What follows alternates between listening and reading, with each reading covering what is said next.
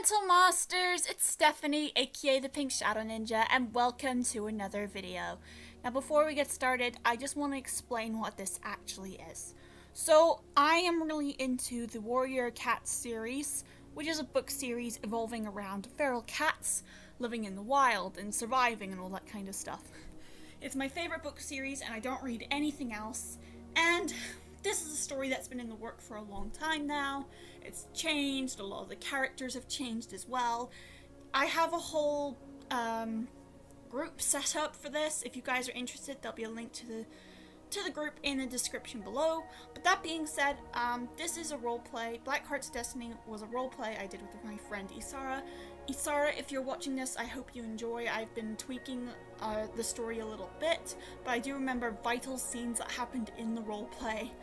I'm not going to get into it for spoiler reasons, but I'm excited to bring you this little audiobook thing. I noticed a lot of Warrior Cats fans doing audiobooks for the main canon series, but I haven't seen anybody do audiobook for their own series yet, so I figured I'd give it a try. That being said, if you guys enjoy this and want to see more, let me know. That being said, thank you so much for your time, and now, please enjoy the video. And also, one more thing before I forget. If you guys want to see the allegiances for the clans, there'll be a link to that too. Alright then, let's begin. Blackheart's Destiny. Prologue. A pale moon shone its light down on the great oak, where a huge group of feral cats sat, their gazes all fixed up towards four others, settled in a giant tree's great branches. A dark figure moved forward, alarm in its tone as it spoke. "Cats of all clans," the she-cat spoke, almost trembling. "I bring news to you which affects us all." She allowed the fur on her back to settle before continuing. "My warrior saw an elder two-leg bring dogs into our territories. We must stay vigilant or risk being destroyed." There was an unamused snort. A brown tabby she-cat on the branch beside her seemed unfazed by the news. Her amber gaze read disgust rather than worry. "Really?" She rose to her paws in protest. "No offense, Darkstar, but how can we prove that Shadow Clan are even telling the truth?" She stared at the Shadow Clan leader dead in the eye. Below them, concerned whispers were shared. Another cat nearby, a white Tom, turned to face them. "Icestar, we should listen." He addressed the she-cat calmly. "My clan have sent its first dog scent recently." Icestar span around, baring her fangs at him. "No one asked you for your opinion, Kit Brain." Below, the Shadow Clan deputy stood. "Please, Icestar, settle down. This is a gathering." Icestar clenched her teeth together. A low, angry growl rose in her throat, and the fur on her back started to spike. "This gathering is over," she snarled. "Over?" echoed the River Clan warrior tree owl. "But it just started," protested Bluetail from Thunder Clan. Icestar turned to snap at them. "And now it's finished! I'm not gonna sit here and listen to you all make up lies. Wind Clan has more dignity than that." "Who's lying?" Another Shadow Clan cat, Spruce Feather, spoke up. "I saw them with my own eyes. They already killed one of our apprentices." "Enough!" Icestar leapt down to face the Shadow Clan she-cat right in her muzzle. "I know your type. Shadow Clan are always picking fights or making excuses." A long-legged ginger Tom raced to protect his clanmate. "Spruce Feather isn't like that," he snapped. "My sister would never lie." "First step, enough." Darkstar leapt down to address her clan. "There is no point in arguing. Wind Clan has been warned. If they don't listen, then it's their choice." Icestar hissed angrily. The white and black she-cat started to turn away. "Shadow Clan, let's return to camp." In the crowd, a pair of ice-blue eyes watched with concern by her clanmates. As Shadow Clan started to leave, Thunder Clan and River Clan started to follow. Wind Clan were the last ones left, and as they made their way towards the Thunder Path back to their territory, the she-cat noticed the moon still high above. Its pale light made her coat sparkle like ice. The white cat hurried to walk by Icestar. "Icestar? What is a Icefur?" Icefur felt a twinge of fear as her kithood friend spoke. She knew Icestar was a bit of a grump, but not like an elder with fleas in her fur. "Do you really think Darkstar is lying?" she asked, trying to keep calm and despite the situation. "What if they're right and there are dogs in the territories?" Icestar hissed under her breath. "We've dealt with dogs before. It's not a new threat." Icestar stared at her paws, her ears wrung as she imagined the faint sounds of angry barking and snarling. She pictured their large teeth and giant paws, and she could hear the cries of her clanmates. "If you're sure." That was all she said. Her steps suddenly slowed, losing pace with her clan leader, who was then joined by Poppypool, the clan deputy. She sighed as her clan rushed past her. Was Icestar making the right choice? What if this was bigger than just a couple of loose two-leg pets? The white-winged clan warrior stared up towards Silverpelt. A couple of stars twinkled in the sky above her. She closed her eyes and imagined herself by her parents' side. "Star Clan," she muttered under her breath. "Please protect our clan." "We're under attack!" Icestar shot open her eyes. She was in the warrior's den in Wind Clan camp.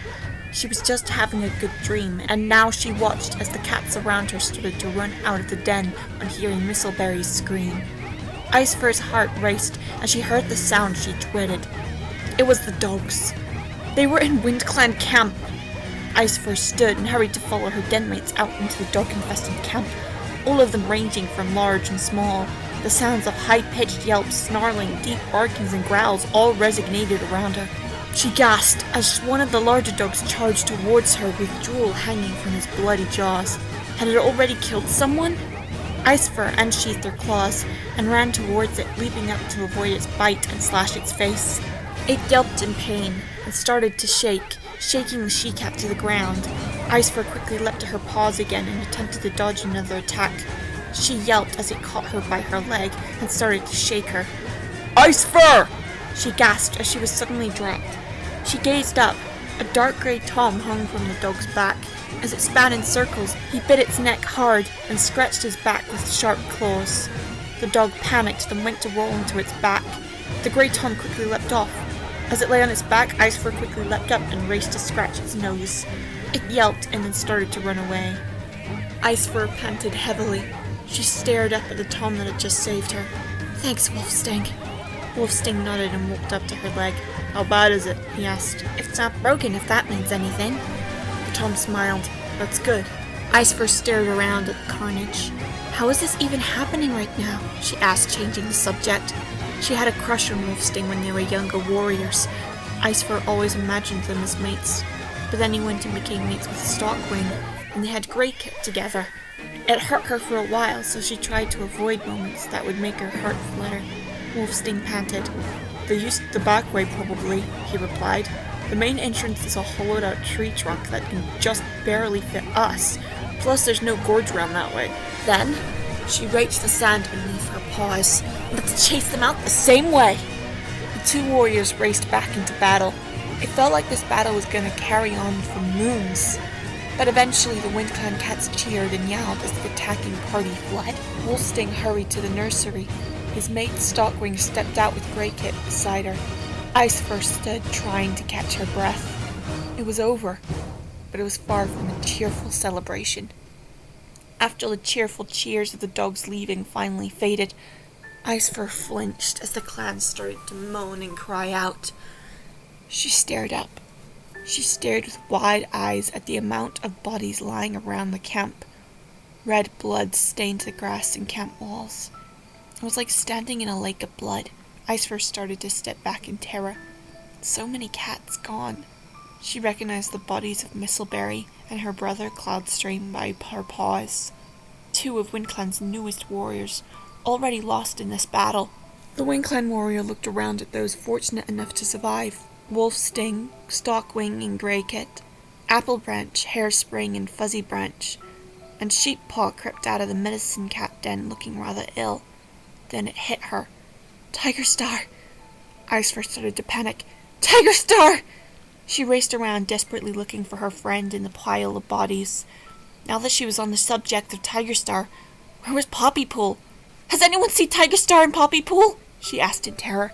Her eyes grew in slits as she scanned the camp from top of the ridge leading to the Icestar's den. "Icestar!" Stalkwing gazed horrified in one direction. Greykit hid in his father's fur, and Wolfsting couldn't even look. Icestar followed the queen's gaze. Her heart sank as she spotted it. Icestar and Poppypool, the clan leader and deputy, dead in a pool of blood. StarClan, no.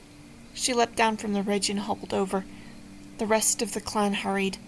This can't be happening, breathed Applebranch as she stood by her sister. Fuzzy Branch's ears fell back in alarm. No, we can't lose our leader and our deputy both in one night. Icefur almost collapsed, able to keep herself from falling by quickly sitting down. Blood dripped from her leg, and the clan muttered to themselves in a panicked frenzy. What was WindClan supposed to do without a leader? Tigerstar was dead, and so was Poppypool the deputy. Sheeppaw! Hairspring turned to the medicine cat apprentice. Has Stemroot received any kind of signs or warnings? No, the apprentice was quick to reply. Stemroot is dead. Icefur flinched at the tone of the she-cat. Stemroot too?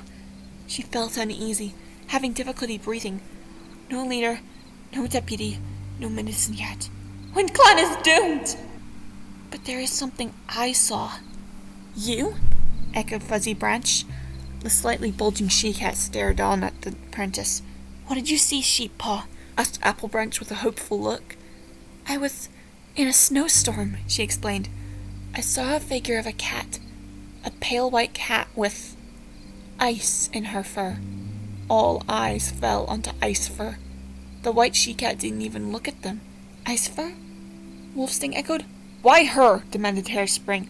Wolfsting has more experience. Quiet, Hairspring!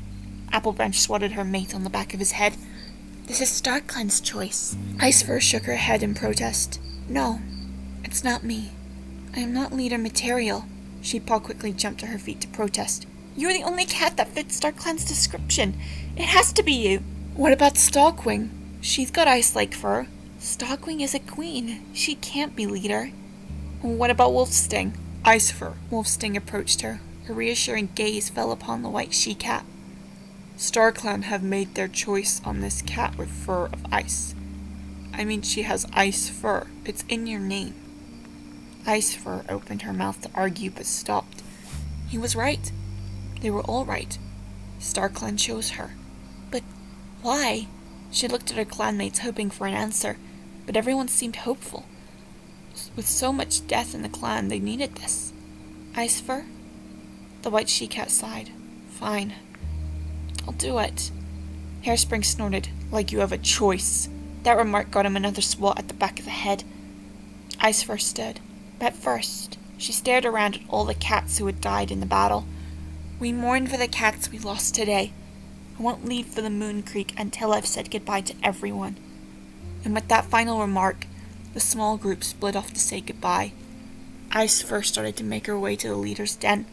Tigerstar's scent was still fresh inside. She almost started to cry. All the emotions of the attack and the deaths of our friends were overwhelming. WindClan had fallen in this attack. ShadowClan were right about these dogs. And as Icefur started to settle herself to try and be prepared for her new responsibility ahead, she began to question why Tigerstar didn't take Darkstar's warning seriously. Because of it, she had died, and so did most of the clan, and now StarClan chose her to pick up the pieces. How could she do that all on her own?